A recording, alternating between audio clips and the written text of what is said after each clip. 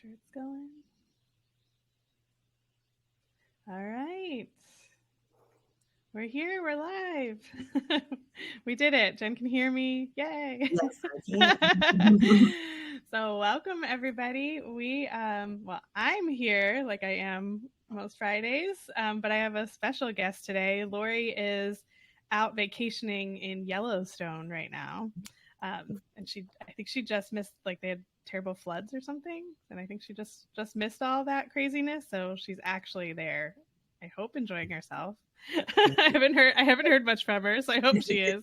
But I'm really excited because I have a special guest today, and so I have Jen here, Jen Moran, and well, I'll tell them why you're here.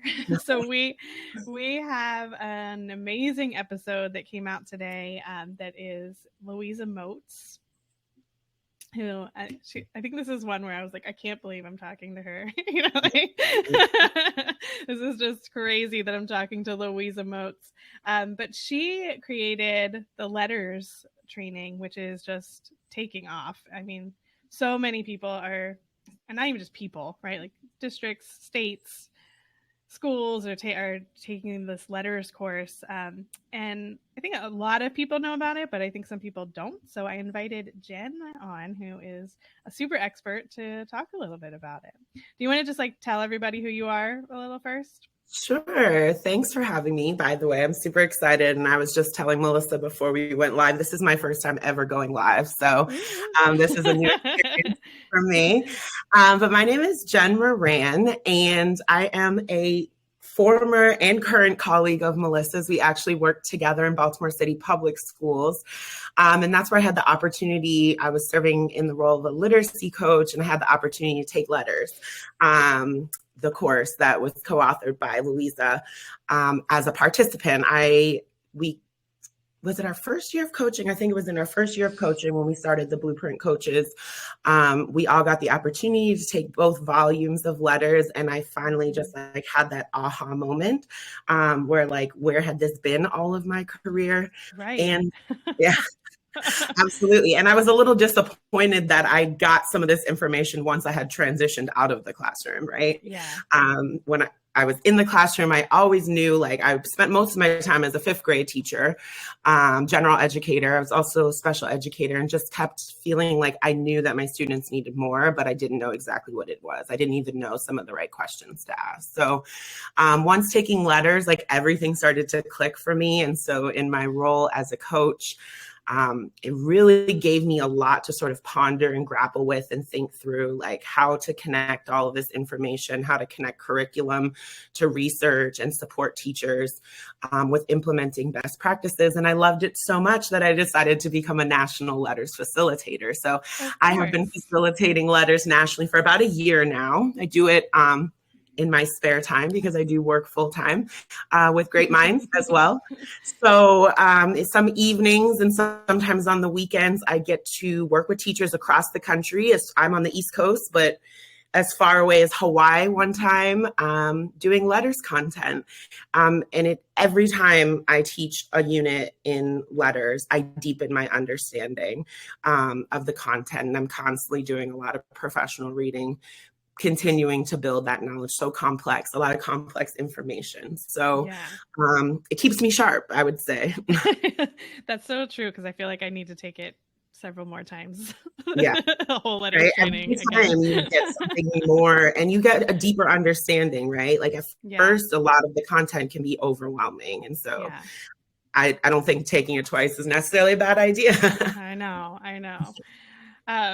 It's so funny too, because I vividly remember my LETRS trainer, and at one point we got somebody else for one, and I had Craig from Montana. I remember even though it was virtual, I feel like I really bonded with him because he was teaching me so much. We got someone else, and I was like, "Where's Craig? I need Craig. He's my teacher." So you're doing amazing things. I'm sure other people feel that way about you. I know. I'm only doing it in the virtual environment, so it's definitely different. But we're moving back to some in-person training, like most other folks. So tell us a little bit about, for people that don't know about letters, can you just tell about even the structure? Like you said, there's, the 2 units, is that right? Mm-hmm. Two Yeah, like volumes. volumes. See, like, can you tell Yeah. me, like, what does that mean, the 2 volumes? What are people learning in each of them? Just give us a little rundown. Absolutely. I think like a good place to start is taking the acronym for letters. And, we Yes. often don't actually talk about what the full title is, right?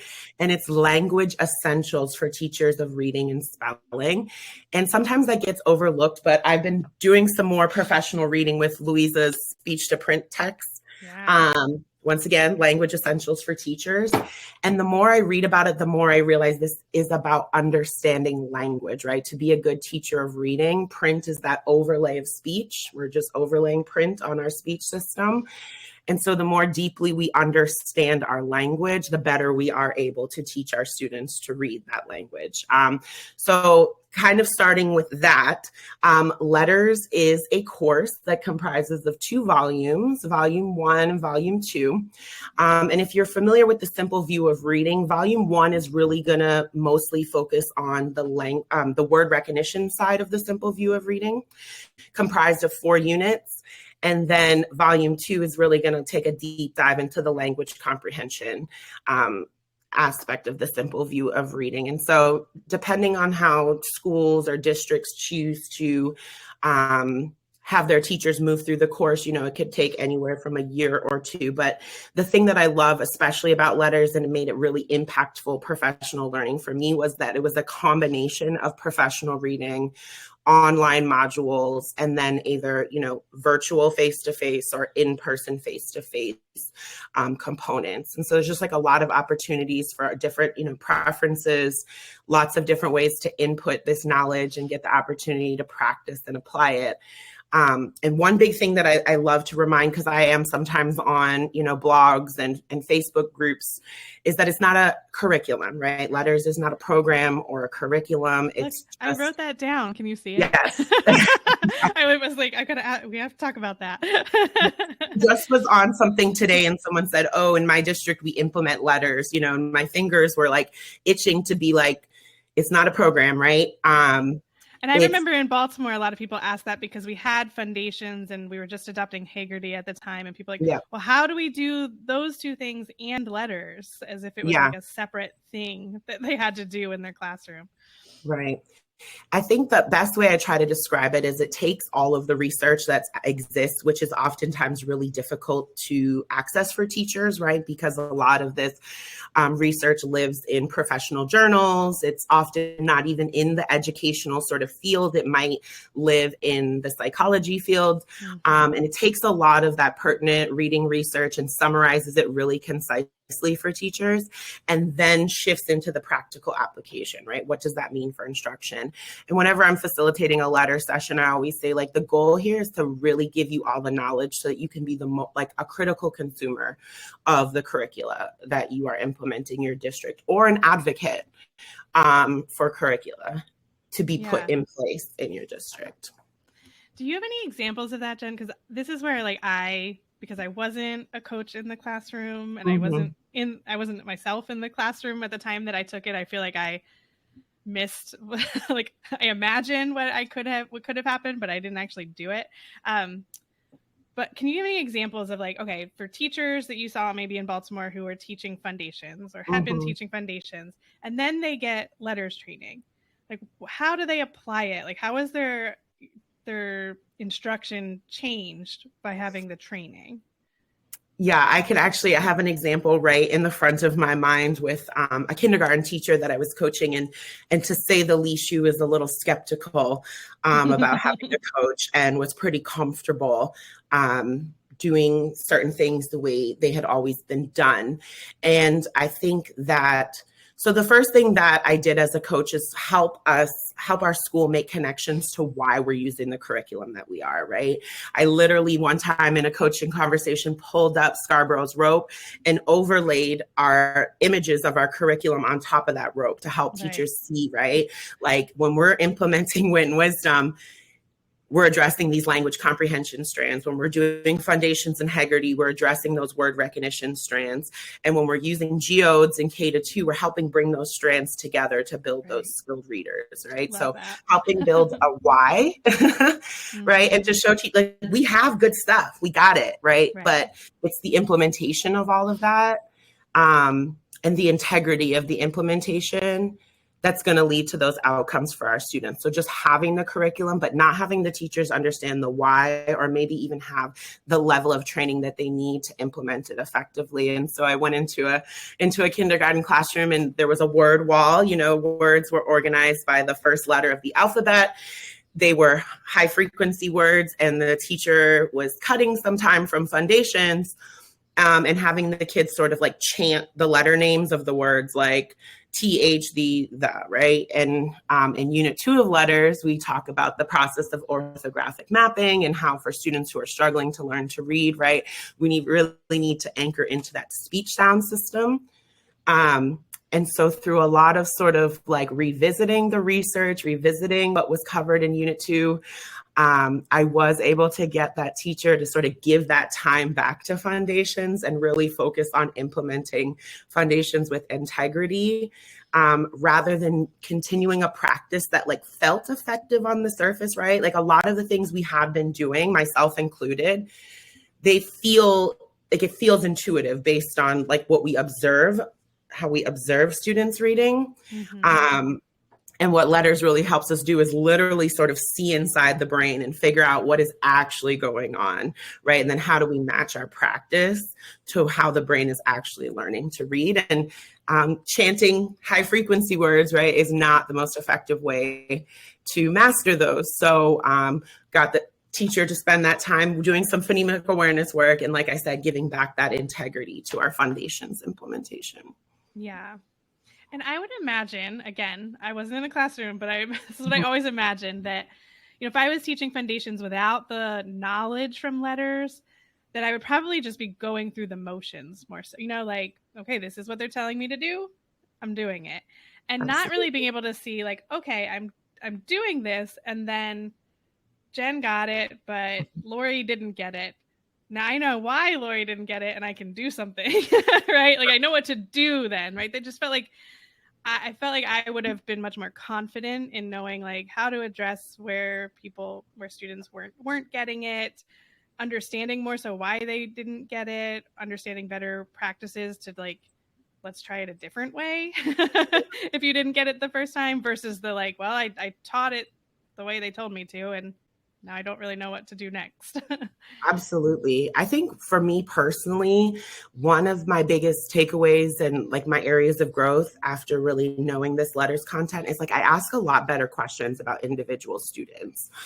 So like a teacher might come to me and say, this child can't read, right? And then thinking about the simple view of reading, or Scarborough's rope, or Aries phases of word reading development, all of this research that's talked about in LETRS, it really helps me like ask better questions, right? Because we can implement foundations to fidelity, and some students are still going to struggle, right? They're not going to master that. And we have to really drill down and get to the root cause of that child's reading profile. Like, what is the hurdle? What's the barrier? And so I feel like armed with this knowledge and a solid curriculum, I'm able to ask the right questions to support every single individual student, rather than saying, I taught it, right? I'm switching from teaching to learning, right? And shifting that, like putting the focus on learning. I think you had a guest on the podcast who was talking about that. Absolutely. Yeah. Right. And you have to know the right questions to ask based on the research and based on the brain science. And so when someone comes to me and says, this child can't read, like I'm going to think about the simple view of reading. Well, when you say they can't read, is the word recognition issue, right? Are they struggling with their accuracy? Or can they read the text, but then you ask them a question about it and they can't tell you? It's a language comprehension issue. And those things that, are going to guide then what additional assessments we administer and what additional interventions we administer. And, time is so precious, right? So being able to ask the right questions to get to the right pieces of data to then design the right course of instruction for students, like the quicker we can do that, we need those Yeah, kids reading by the end of third grade. So that's sort of my biggest takeaway from it. It really helps me to ask the right questions when I'm presented with students who are having challenges with learning to read. that's such a good point because, I feel like without knowing the knowledge that you gain from letters about the very specific research and how the brain, learns how to read, Mm-hmm. sometimes you might feel, I felt this way in the classroom sometimes, like you're kind of just guessing, like, oh, Right. let's try this and maybe this will help the student become a better reader. Whereas instead of feeling very, like you said, very concrete, like, okay, I can like give this a really short little assessment and figure out exactly where they Right. need help and fill that in, and not feel like you're just taking a stab at something and crossing your fingers. Absolutely. One of the things that we do a lot of in LETRS Unit 2, which is all about phonology, the speech sounds of English, which is my absolute favorite and usually participants' favorite unit in Yeah. LETRS. Right? That's where we go over these, the consonant and vowel phonemes of English and Yeah. understand the way they're organized. But we do a lot of work looking at student spelling and student writing and taking a look at whether the spelling errors are a result of phonological error, right? A confusion over a speech sound and they're representing it incorrectly, or an orthographic error, right? They don't know which letters to use to represent Right. that sound. And I always feel like teachers have like the biggest aha moment because a lot of times we focus on the print, right? And if the child is having confusion over sounds and that's showing up in their spelling, the way you remediate that is so different than sort of continuing to focus on print, right? Helping Right. students be able to distinguish the phonemes so they produce them correctly Mm-hmm. is a completely different intervention than teaching the children that, you spell A, long A as AI in this particular word, right? Depending on what is causing the issue, Right. there's a completely different approach to instruction. Think about how many kids we can address some issues with so quickly if we know which direction to go, right? Yeah. And so once again, it's like time. We're all short for time. So like we need to figure out what is the issue, what's the root cause of this quickly. Right. And I feel like armed with this knowledge, I'm able to do that a lot more effectively. Yeah. So you're reminding me of, I think I started a Twitter fight the other night because someone wrote, and they had good intentions with what they wrote, but they wrote like, that teacher knowledge, when they're talking about teaching reading, teacher knowledge is more critical than the curriculum or materials. And I was just like, can we just say they're both important? Like, can we Exactly. like, can we stop like pitting one against each other? I just it drives me a little insane. Right. It's like the autonomy versus fidelity argument, right? It's that is something that will get me fired up and probably get me into an argument. So I try to avoid, right? I see a lot of like teacher autonomy. And there's places, even when you are following a curriculum with integrity or fidelity, where you still have autonomy. So it's not one or the other. Absolutely. Yeah. And I can imagine it also would be really frustrating if you had all this knowledge from letters and then you didn't have a solid curriculum to do anything. You had to Right. create everything from scratch. Would be really frustrating. So that's Right. all I was trying to say. And that was like, yes, they're both very important. Let's just stick with Mhm. they're both important. And I think when teachers say they're doing letters, I think that's what they're doing, right? They're having to build, they're taking this knowledge and they're sort of building out their own Yeah. curriculum or their own scope and sequence, which is great for those kids. It's better than continuing, ineffective practices, but it's also not like the most effective and best use of time for that Yeah. educator to be building Again, all this content for so themselves much when they could be time. focusing on asking questions instead Yeah. and drilling down. Well, we're almost out of time, believe it or not. I know that went Really? really fast, right? But is there anything else about the letters training from your, as a participant or as a trainer that you just want people to know? I would say sort of combining my work with great minds and letters and the way that I do that work has been really effective in states that have statewide adoptions of letters. And then they're also adopting high quality aligned curriculum at the same time. And initially it feels like a heavy lift for folks to Mm-hmm. get professional development on the curriculum and be taking letters. And I completely understand that, like, once again, there's only so much time.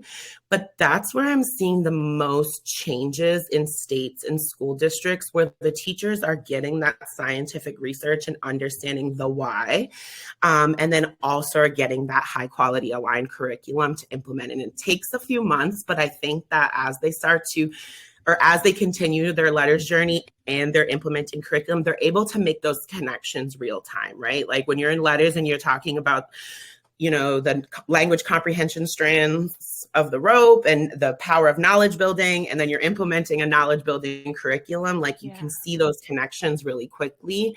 And so for anybody out there who's thinking about letters, who's interested, who wants to know more, I would just say don't wait, right? A lot of it is self-paced. You can fit it in when you have the time, but don't wait, because it's all going to come together. And the quicker you get it, the quicker your students are going to benefit. So, and it's also a lot of, I find it to be really fun. So. I did too. I was always so excited for letters. I was like, yes, I get to learn so many things. Right.